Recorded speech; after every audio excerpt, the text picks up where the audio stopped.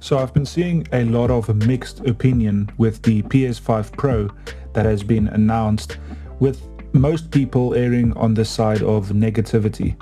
Now, as a primarily PC gamer, this is an interesting thing for me to look at, and I thought I would share some of the thoughts that I have considering the price. Now, what I have here before me are the specs of the PS5 Pro, and as you can see, it has the same CPU, but it does have an increased GPU capacity. So they are sort of touting it as 2 times the performance of ray tracing, and of course RDNA 3 rather than 2, with 72 compute units. Overall, of course, 23 plus teraflops instead of 10.3. So overall, a much better GPU. And there is a video going around that shows some of the changes that you can see in the hardware at visual level. Now, in that video, while there are definite improvements, it isn't to the extent where you can say visually while playing, wow, that is just so much better. It doesn't look like that. It's more if you pause and you take a look at screenshot comparisons side by side, you can see, okay, there's more details on this thing. But when playing, it seems very much the same to me. Now, I understand that having a smooth performance, even at the same visual level, or in this case, a little bit better, it's vital. And apparently a big reason for this console being announced is that a big majority, I forget what the percentage was, but it was something like 70% of people play with performance mode on the PlayStation 5. And this is just telling Sony that while people enjoy fantastic visuals, the most important thing is how the game feels and how smooth it runs. And this shouldn't be a surprise to Sony, but it seems like it is. And I think in that capacity, it's a good move for them to release something that is sort of a combination of good visuals and smooth gameplay. So I understand the draw of the console to that capacity, but what doesn't make sense is the price, because this is launching at $700 for the console. Now, that doesn't include the vertical stand, which you can buy for $30, which is insane for a piece of plastic. And it also doesn't include a disk drive,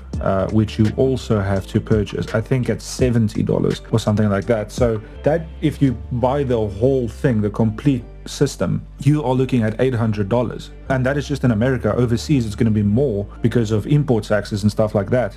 So for me as a South African, it's not something that would make financial sense, because let's say you have to buy this at $900. The PC that you can build with that money is just going to knock it out of the water. So let's consider why they did this.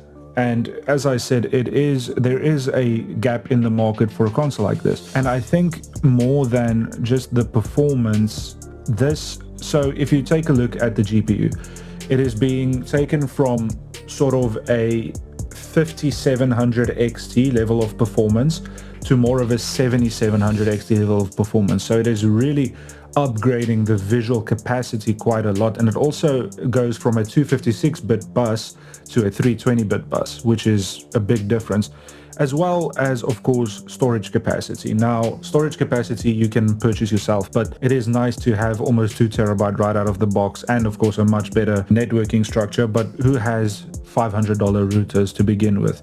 Another thing that they are touting is AI, so of course image upscaling, which is not something that I'm really a fan of anyway. But all in all, it is a much better console. Not so much better that it could be a PS6, but good enough to be a PS5 Pro. Another improvement that is made, of course, is the change from GDDR6 to GDDR6X RAM, which is running at 4 gigs more. So it now comes in at 20 gigs, which is still not that much, but it does make a difference, especially in some games. But what I was saying about the system is that PS5 is going to be the only one that has something like this, because Xbox haven't announced anything like this. So if you take a look at games coming out like GTA 6, now I don't know how far off that is, but the PS5 Pro is going to have a much better time running GTA 6 at acceptable frame rates at provide acceptable graphics rather than a Xbox Series X. It's going to be much better, and I think at that point the difference will show massively. So in that capacity, it is a good move,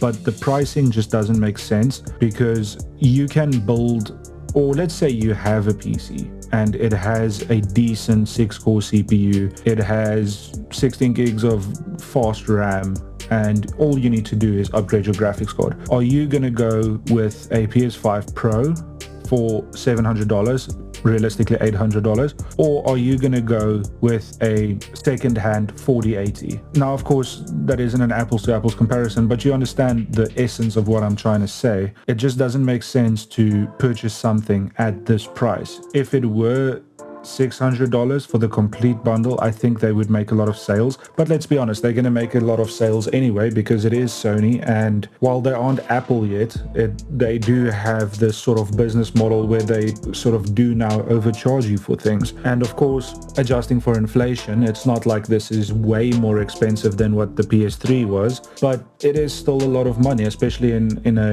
economy that is rapidly declining. So to me, it doesn't make sense to purchase this, but what they did with the console does make sense from a gaming perspective. And I think while Sony doesn't have the exclusives to back this up, if games come out in the future that are going to be much more demanding, GTA 6, then I think this system will shine a lot more than anything Xbox can throw at it. So that's sort of what I think they have in mind, and notwithstanding the lack of games, the idea is solid, but I do think the price needs to be a little bit better. But all in all, it's still Sony, they're still going to sell out, and it does seem like a fantastic console if you can afford it. So those are my thoughts on it. I'm not a console gamer, but it is interesting to see how these things develop, because consoles used to be not as good as PCs, but the pricing difference made them worth it. Now it's becoming a thing where not really that much of a pricing difference. You can buy a PC for $1,000, which is only a couple $100 more, that is gonna more than beat this, and you can do a lot of productivity on it. So